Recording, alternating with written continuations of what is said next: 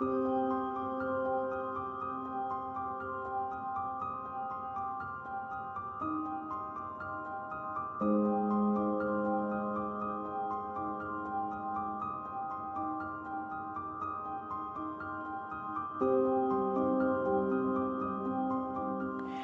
purpose of life? The purpose of life is to create, to be creative. It's this way, to be co-creators with the divine. That's what we come here for. And it's the only thing that gives us the most joy, the everything. That's what we are here for. You see, I prayed Our Father. Abun de basmayan et kader shemach. Abun is father, mother, because Jesus said Abun. He didn't say Abba. Abba is father, womb is womb. Abun de basmayan et kader shemach. And Shema is the holy name. The purpose is for us to couple our heart to the divine, and then we become co-creators with the divine. Then we can say, I am, I can, I will. And we are here to do good. Is that good?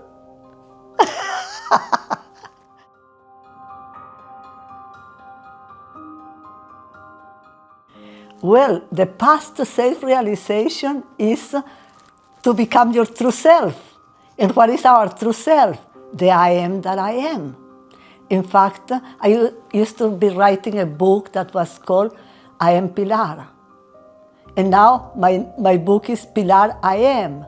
And the I am is my real self, and is your self and everybody's real self. We are all the I am. We are to be who we truly are. The Greek people used to have this thing, to your own self be true. And that makes us happy. I love it.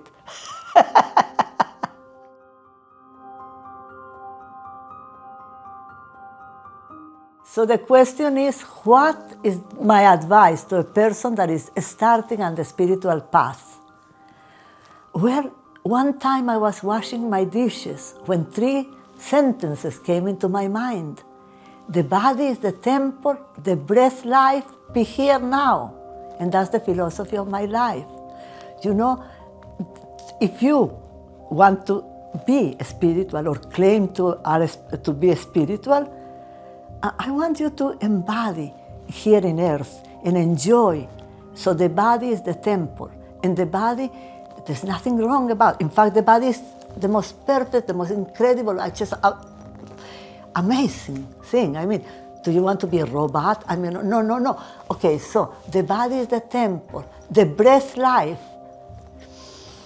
And enjoy, and those things, in fact, maybe when you join your breath to your body and move in synchronization with the breath and dance in beautiful ways, then the body is the temple, the breath life, be here now. Then you arrive at the glory of the moment of the eternal now, because actually that's the place, the fulcrum of all life is for us to be there. And always in presence. And the children teach us that. A little baby will do. Let's just be. Let's be. I think that has to do with respect or with appreciation, with gratitude to life. Be here now.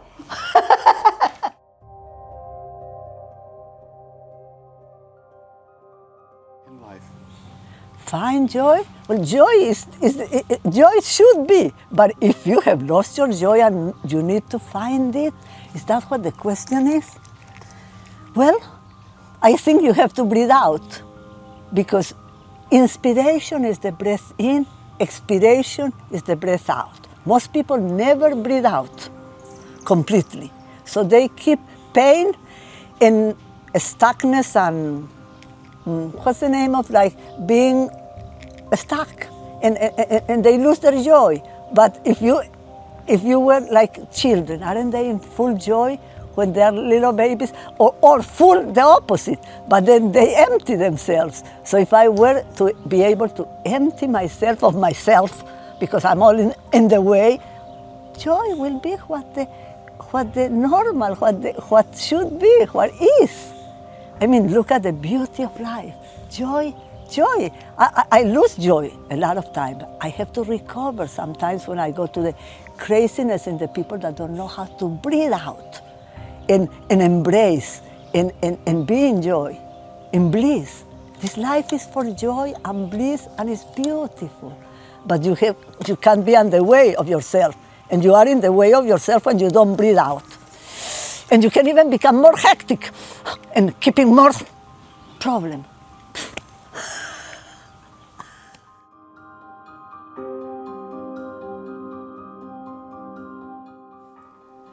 What is the nature of consciousness?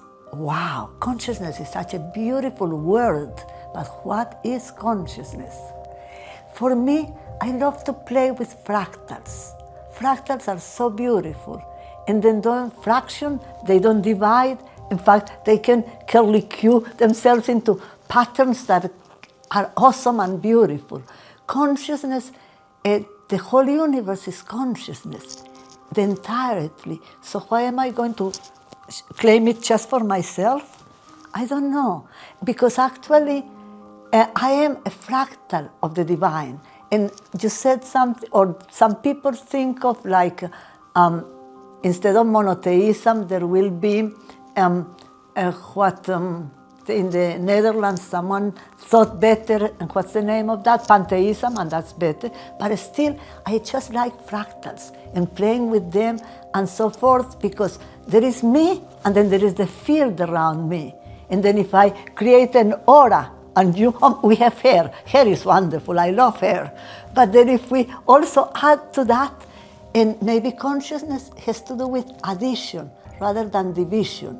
When I have fractals, and when I have holographic universes, and when I have subatomic particles that I can also put in the other side of the huge, huge ones, and the small and the big, and I don't know. I can spend the rest of life playing with fractals, or how Einstein said that he was looking forward to the rest of life exploring. I don't even remember what he was going to explore, because I love him, and he said something like imagination was more important than knowledge.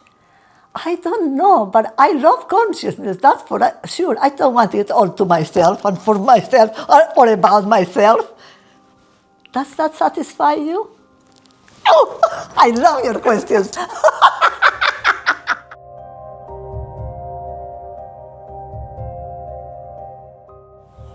Yeah, well, I am is the true nature of me. My book was called I Am Pilar, but now it's called Pilar, I Am. And because actually my I am and your I am and God's I am, which was before and is now and ever shall be, and it is a verb, that the I am that we are, the I am that I am, is what we are, but we are all the one I am that I am. So when I live in the lower I am, in the I am, oh, this is all about me and me, and the me generation and all of that, that's not the real I am. The real I am is the one that we all are, and is the higher self. So when Moses goes up and asks God his name, he says, Ea Asher Ea, I am that I am, I was that I was, I am that I, and I will be that I will be. If we are empty with the breath and we are really breathing and happy, the I am is loving us completely, and we are the I am, and we can be dancing. And your I am and my I am are the true I am. We are all the I am. Ah, how's that one? That's it.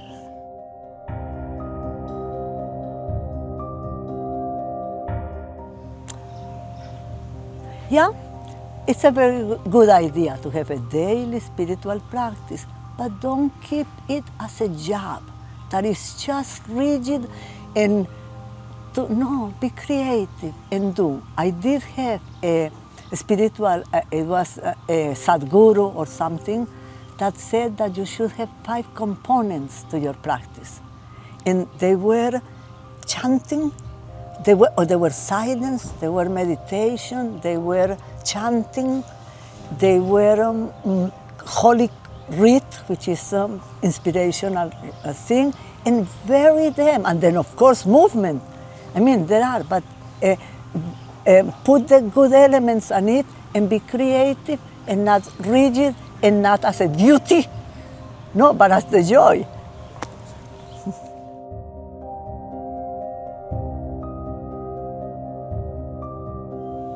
I think that we're reconnecting with them emotionally, and we reconnect with them from the heart, and the heart knows and the love. Because yes, see, I cannot talk to my ancestors. They cannot talk to me in words, and they may, and yes, but I can connect to them in that sense of love. And then I am the legacy of my ancestors. And there is, culturally, like I am Latino, there is, I mean, the arsenal, no, arsenal is not a right word for it, the treasury of the Latino culture. I can dig into that by my resonance to the Latino world. But actually, in a case of a person like me, we do have much more than the superficial of this time, present time things. I have a vow of Bodhisattva. I can connect to, I don't know, maybe to 36,000 years ago in the Tibetan tradition. When I am learning about that tradition, and then after I have some knowledge, I can connect to it. But the connecting is done differently. The connecting is done through a devotional. I don't have another word for it, because it's done emotionally. I can embrace my heritage. I can embrace or welcome another whole line of ancestries and so forth. I don't know. I don't know if I know how to answer this, and I need to practice more my being in touch, because the purpose of life is to integrate the past into wisdom, was a sentence in my mystery school of South America. The purpose of life is to integrate the past into wisdom. And my ancestry is the past. But the past is not to be thrown away. We are the legacy of the past.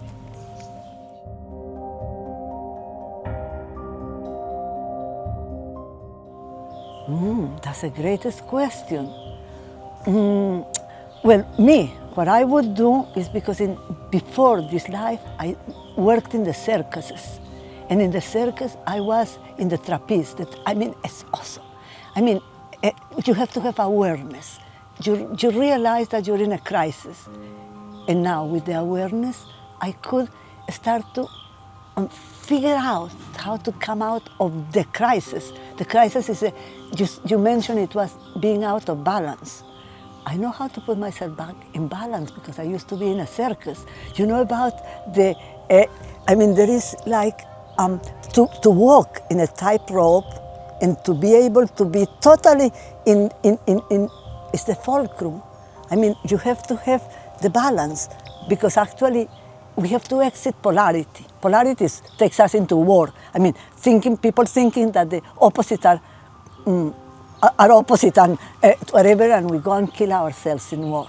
The opposites are complementary, and they are part of the same one thing. One thing in the circus, the two poles. Those will be the two poles. Like even anything is complementary. Hot and cold, dark and whatever, but they are in the same.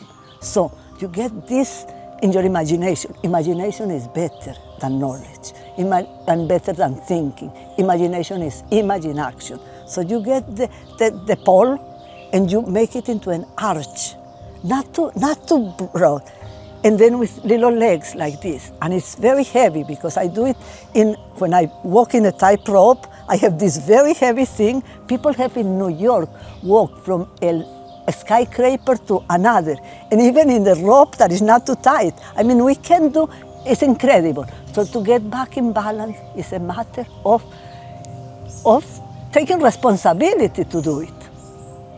Because I notice that I'm out of balance. I have got to recover my balance. I know how to do it. And then I will exit polarity, because then I can introduce a new concept. I can live, we need to exit polarity, thinking in that way of opposites, and activate the central lobe. We have hyperactive parietal lobes and are killing ourselves in war by activating the central, how did I call this? The parietal lobes. The central lobe, we can see, we can conciliate things into oneness and unity and understanding and no judgment. It is a total different thing. And actually, that is Trinity. That's why the coming of the Holy Spirit. I mean, it's like living in duality is just a mess and very, very suffering and problems and all of that. Then we can solve that by the activation of the frontal lobe. That's why the unicorn is the symbol of Christ.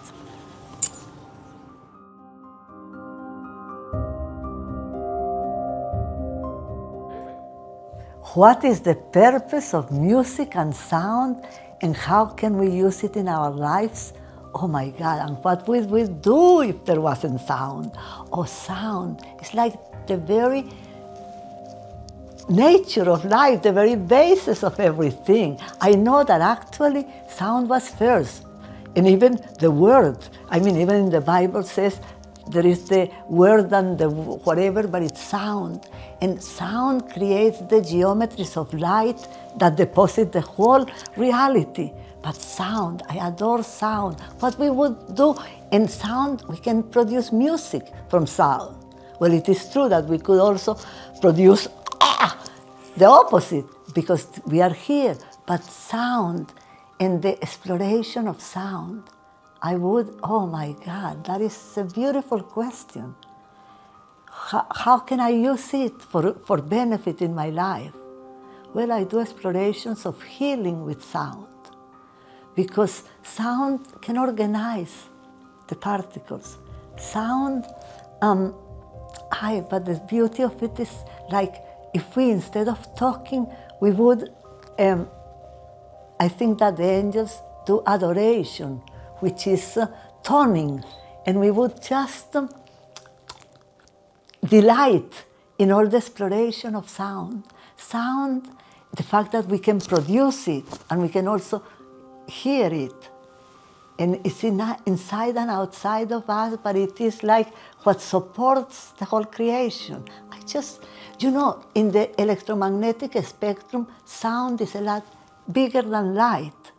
In yoga tradition, we say that this pointer finger has to do with light, and this, which faces the other fingers, and without this one, we couldn't have created this table or anything. We, human beings, have that.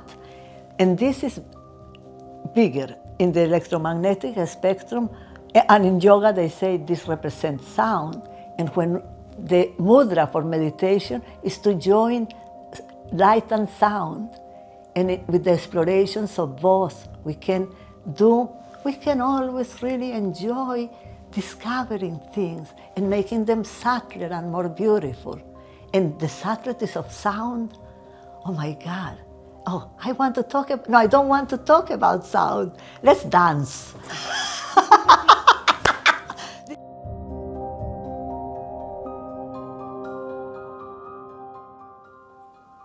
My advice to children?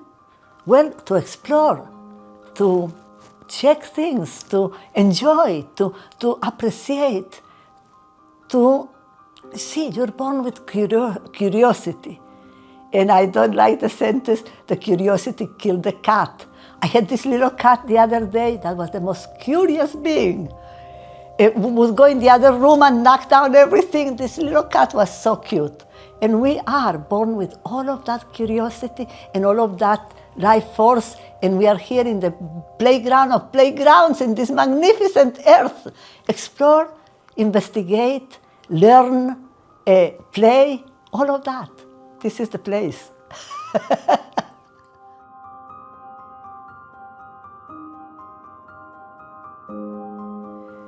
This is a really huge question. How will people practice their spirituality in the new age? We are entering a whole new paradigm, something that has never happened here in this planet. Wow. Well, I think we better do it differently than we did it before, that we ended up in wars, mostly about religion and about what philosophy or thinking or whatever. Well, but I think thinking is a very important thing in the very nature of us as humans. Why? And you know what?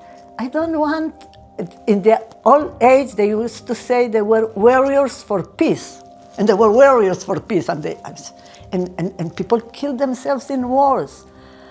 I think we can figure it out, and we must figure it out, because we have been given this incredible planet to play in.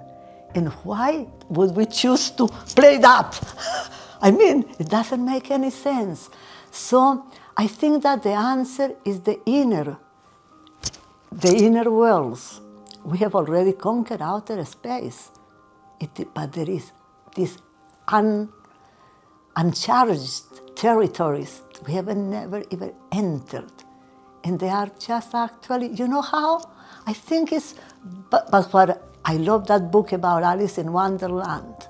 I think the way to practice our spirituality is what I have always been teaching, which is off with their heads.